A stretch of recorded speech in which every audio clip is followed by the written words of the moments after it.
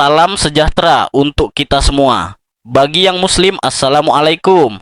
Yang Nasrani, Shalom. Yang Hindu, Om Swastiastu. Yang Buddha, Namo Buddhaya. Dan untuk semuanya, salam kebajikan. Ini cuma cerita fiksi, kalau ada kesamaan nama dan tempat mohon maaf. Yuk, langsung aja. Rian dan Nina adalah pasangan muda yang baru menikah 3 tahun. Dari luar, rumah tangga mereka tampak bahagia dan sempurna. Nina selalu tampil cantik dan elegan dengan pakaian mahal, sementara Rian adalah suami yang tampak penyayang dan bertanggung jawab. Setiap kali mereka pergi bersama, orang-orang selalu memuji kecocokan mereka. Namun, di balik semua itu, ada masalah yang semakin hari semakin menekan Rian. Keuangan mereka mulai berantakan. Nina adalah tipe wanita yang sangat memperhatikan penampilan.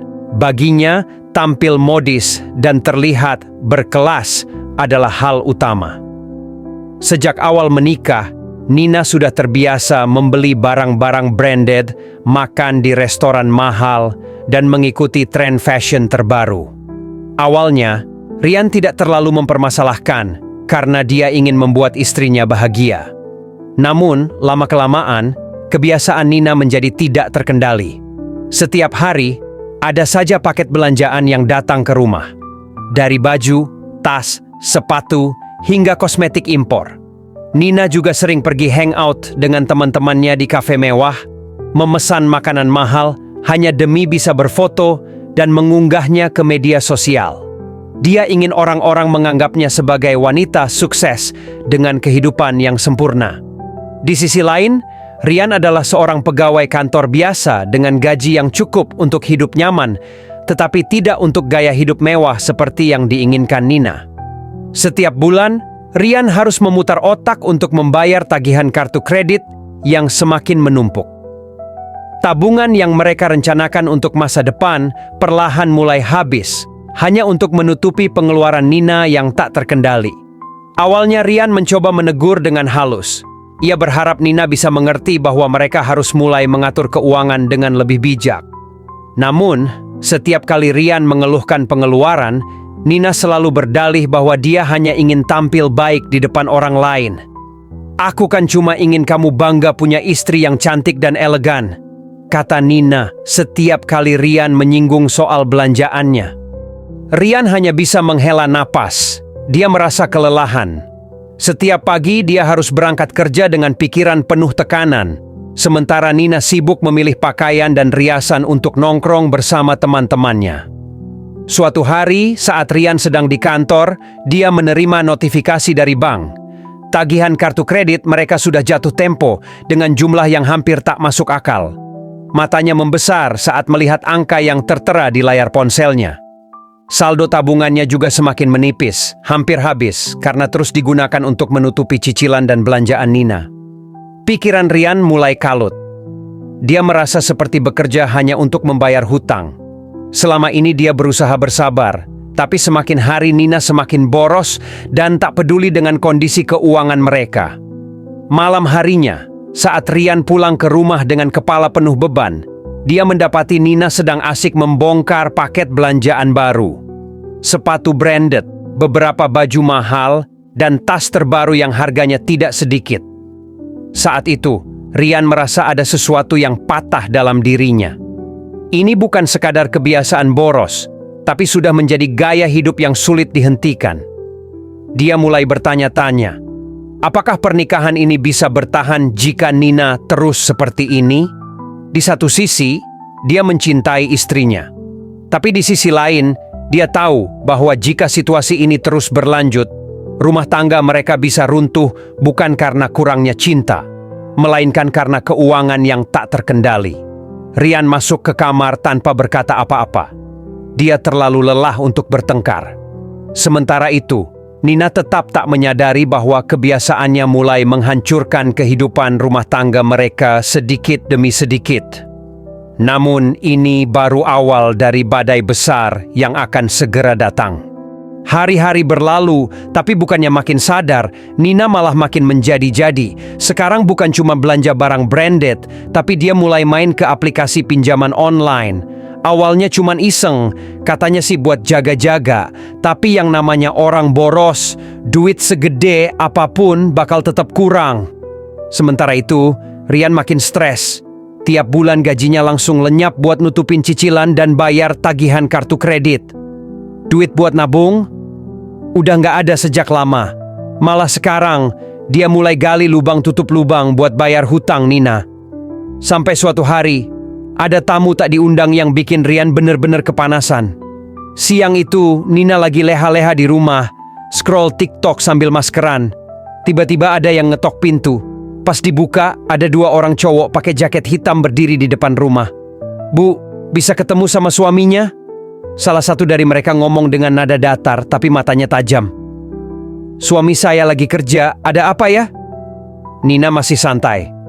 "Ini soal tagihan pinjaman online atas nama Rian. Udah jatuh tempo, tapi belum dibayar. Kita datang buat kasih peringatan." Nina langsung pucet. Dia nggak nyangka pinjaman yang dia ambil atas nama Rian udah ketahuan. Tapi dengan pede, dia coba bohong. "Oh iya, nanti suami saya urus kok. Bisa kasih saya waktu 2 hari?" Para debt collector itu ngeliatin Nina dari atas sampai bawah. Salah satu dari mereka senyum tipis, kayak nggak percaya. 2 hari? Oke, kita kasih waktu. Tapi kalau nggak ada pembayaran, kita bakal balik lagi. Dan mungkin nggak sesopan ini. Nina makin panik. Begitu mereka pergi, dia langsung ngechat Rian. "Sayang, kamu jangan kaget ya. Tadi ada debt collector ke rumah." Pas baca chat itu, Rian yang lagi di kantor langsung ngerasa jantungnya copot. Dia buru-buru nelpon Nina. "Debt collector dari mana?" Yang aku pinjam kemarin. Tapi tenang aja, aku udah bilang mereka kasih waktu 2 hari kok." Rian ngerasa darahnya mendidih. Dia udah capek kerja banting tulang, tapi istrinya malah enak-enakan minjem duit tanpa bilang-bilang. Malamnya, begitu sampai rumah, Rian langsung marah besar. "Nina, ini udah kelewatan. Lu pikir duit itu jatuh dari langit? Gua kerja tiap hari, capek buat apa? Buat lo foya-foya?" Nina yang biasanya santai, kali ini mulai kesal juga. "Aku tuh cuma mau hidup enak, Rian. Aku pengen kayak istri-istri orang kaya di luar sana. Aku nggak mau kelihatan miskin." Rian nggak bisa percaya apa yang dia dengar. Dia ngeliatin Nina dengan tatapan kecewa. "Jadi menurut lo, kebahagiaan kita cuma diukur dari duit? Dari barang-barang mahal? Dari gengsi?" Nina diem. Tapi bukan karena sadar, melainkan karena nggak suka dipojokin. Rian nggak ngomong apa-apa lagi. Malam itu, dia keluar dari kamar dan tidur di sofa. Kepalanya penuh dengan pertanyaan. Apakah dia harus terus bertahan di pernikahan ini? Atau ini pertanda kalau semuanya udah di ujung tanduk? Dan sayangnya, ini baru awal dari kejatuhan mereka. Setelah malam penuh amarah itu, hubungan Rian dan Nina makin renggang. Rian udah capek ngomong, sementara Nina masih sibuk dengan dunianya sendiri. Dia bukannya tobat, malah makin menjadi-jadi. Sekarang dia mulai main arisan online, berharap bisa dapat uang cepet buat nutup hutang. Tapi yang ada, dia malah makin kejeblos. Sementara itu, Rian mulai cari cara buat keluar dari masalah ini. Dia kerja lembur terus, nyari proyek sampingan, bahkan mulai kepikiran jual motor kesayangannya. Tapi sekeras apapun dia usaha, hutang mereka tetap kayak bola salju, makin gede tiap hari. Sampai akhirnya, sesuatu yang lebih parah terjadi. Siang itu, Rian lagi sibuk di kantor. Tiba-tiba HP-nya meledak dengan notifikasi. Grup WhatsApp keluarga rame. Ada yang kirim screenshot postingan dari akun gosip lokal. Pas Rian buka, matanya langsung membelalak. Seorang wanita pamer belanjaan mewah ternyata punya hutang ratusan juta. Di bawahnya, ada foto Nina lagi pose di depan tumpukan tas dan sepatu branded. Komennya nggak kalah pedes. "Halah, duit pinjaman dipakai gaya-gayaan. Kasian suaminya, pasti kerja setengah mati. Hati-hati, bisa jadi penipuan nanti." Darah Rian langsung naik ke kepala. Dia buru-buru nelpon Nina, tapi nggak diangkat. Akhirnya dia mutusin buat pulang lebih awal. Begitu sampai rumah, Rian kaget ngeliat Nina lagi nangis sambil ngeliatin HP. "Ini semua gara-gara kamu. Aku malu, Rian. Aku dijadiin bahan gosip." Nina teriak begitu lihat suaminya masuk rumah. Rian cuma berdiri di depan pintu, nyoba nahan amarah. Gara-gara gue? Lo sendiri yang bikin semua ini, nah. Lo yang minjem duit, lo yang pamer, lo yang nggak pernah dengerin gue. Nina masih ngeyel. Aku cuma pengen kita hidup lebih enak, lebih dihormatin orang. Rian ketawa miris. Dihormatin? Lihat sekarang. Lo malah jadi bahan olok-olokan. Tiba-tiba pintu rumah digedor keras. Suara berat dari luar terdengar. Pak Rian, waktunya udah habis. Keluar sekarang. Rian dan Nina langsung pucat. Debt collector beneran dateng. Dan kali ini mereka nggak main-main. Suara gedoran pintu makin keras. Pak Rian, kami tahu Anda ada di dalam. Jangan coba-coba kabur. Rian berdiri terpaku, sementara Nina gemetar di sofa. Wajahnya pucat, keringat dingin mulai bercucuran. Rian, tolong lakuin sesuatu. Aku nggak mau berurusan sama mereka. Nina berbisik panik. Tapi Rian udah terlalu capek. Udah terlalu marah, udah terlalu muak. Dia menghela napas panjang, lalu berjalan ke pintu dan membukanya. Di depan rumah, ada 3 orang laki-laki berbadan kekar, mengenakan jaket hitam. Salah satu dari mereka maju selangkah, wajahnya dingin. Gimana Pak Rian? Sudah siap bayar? Rian menelan ludah. Berapa totalnya? Pria itu menyodorkan selembar kertas. Angkanya bikin kepala Rian langsung pening. 125 juta rupiah. Dunia Rian langsung runtuh. Saya nggak punya uang segitu sekarang. Salah satu debt collector nyengir. Kalau gitu kita ambil barang berharga di rumah ini buat ganti. Tanpa nunggu jawaban, mereka langsung masuk ke rumah. Nina teriak panik. Hei, nggak bisa gitu dong. Tapi mereka nggak peduli. TV, laptop, perhiasan, bahkan beberapa tas mewah Nina mulai mereka bawa keluar. Rian cuma bisa berdiri, tanpa daya. Nina nangis histeris. Rian, jangan diem aja. Lakuin sesuatu. Rian menoleh ke istrinya dengan tatapan kosong. Gua udah ngelakuin semuanya, nah. Tapi lu nggak pernah dengerin. Nina masih nangis, sementara para debt collector selesai mengangkut barang. Sisa hutangnya masih ada. Kami kasih waktu seminggu. Kalau nggak lunas, siap-siap aja Pak Rian. Setelah mereka pergi, rumah yang tadinya penuh barang mewah sekarang kosong. TV nggak ada, lemari terbuka lebar, dan Nina terduduk lemas di lantai. Malam itu mereka berdua nggak saling bicara. Nina hanya menangis di kamarnya, sementara Rian duduk di ruang tamu, menatap kosong ke dinding. Dalam hati, dia mulai sadar satu hal.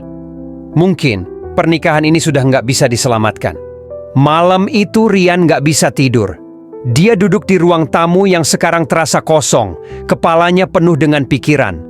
Semua kerja kerasnya selama ini, semua usaha buat membangun rumah tangga, hancur begitu aja gara-gara satu hal, keborosan Nina. Di kamar, Nina juga nggak bisa tidur. Dia masih menangis, tapi kali ini bukan karena barang-barangnya diambil. Ada rasa takut yang mulai muncul. Takut kehilangan sesuatu yang lebih berharga dari sekadar tas dan sepatu mahal. Paginya, Rian bangun lebih awal. Dia duduk di meja makan, menatap kopi yang mulai mendingin di depannya. Nina keluar dari kamar dengan wajah sembab. Rian, aku minta maaf. Suaranya pelan, hampir berbisik. Tapi Rian tetap diam. Matanya kosong, kayak orang yang udah kehilangan semua harapan. Nina duduk di depannya, berusaha mencari tatapan suaminya. Aku tahu aku salah. Aku nggak pernah dengerin kamu. Aku egois. Tapi aku janji, aku bakal berubah. Aku bakal lebih hemat. Aku bakal bayar hutang-hutang itu bareng kamu. Rian menghela napas panjang. Akhirnya, dia menatap Nina. Udah terlambat, nah. Nina tercekat. Apa maksudnya? Rian menggeser sebuah amplop ke hadapan Nina. Dengan tangan gemetar, Nina membuka amplop itu, dan matanya langsung membesar saat melihat isi di dalamnya. Isinya adalah surat cerai. Gua nggak bisa lagi, nah. Gua udah capek. Gua udah ngelakuin semuanya buat lo, tapi lo nggak pernah mikirin gue. Ini bukan cuma soal duit. Ini soal rasa hormat. Dan lo nggak pernah hormatin gue sebagai suami lo. Air mata Nina langsung jatuh. Rian, nggak. Tolong kasih aku kesempatan. Tapi Rian udah ambil keputusan. Kesempatan itu udah gue kasih berkali-kali, nah. Tapi lo nggak pernah hargai. Nina nangis, berusaha meyakinkan Rian. Tapi kali ini nggak ada gunanya.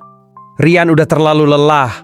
Dia berdiri, mengambil kunci motornya, dan melangkah keluar rumah tanpa melihat ke belakang. Untuk pertama kalinya dalam hidupnya, Rian merasa bebas. Nina? Dia hanya bisa terduduk di lantai, menangis menyesali semuanya. Tapi nasi sudah menjadi bubur. Dan kali ini, nggak ada cara buat mengulang semuanya dari awal. Setelah Rian pergi, hidup Nina berubah drastis. Nggak ada lagi kehidupan mewah, nggak ada lagi paket belanjaan yang datang tiap hari, nggak ada lagi cafe hopping buat pamer di Instagram. Yang ada sekarang cuman kenyataan pahit. Dia sendirian dan terlilit hutang. Awalnya, Nina masih berharap Rian bakal balik. Tapi setelah seminggu, sebulan, bahkan 3 bulan berlalu tanpa kabar, dia mulai sadar kalau semuanya udah berakhir. Keadaan makin buruk. Tanpa penghasilan tetap dan tanpa Rian yang selalu nutupin hutang-hutangnya, Nina akhirnya kehabisan uang. Barang-barang mewah yang dulu dia banggakan satu persatu dijual, tapi tetap nggak cukup buat nutup utang yang menggunung. Sampai akhirnya, yang paling dia takuti terjadi, debt collector datang lagi. Kali ini, mereka nggak cuma datang buat ngambil barang. Mereka menekan Nina buat bayar semua hutang secepatnya. Dan ketika dia bilang dia nggak bisa bayar, salah satu dari mereka tertawa sinis. Makanya Bu, jangan gaya doang kalau nggak ada duit. Ucapan itu menusuk Nina lebih dalam dari apapun.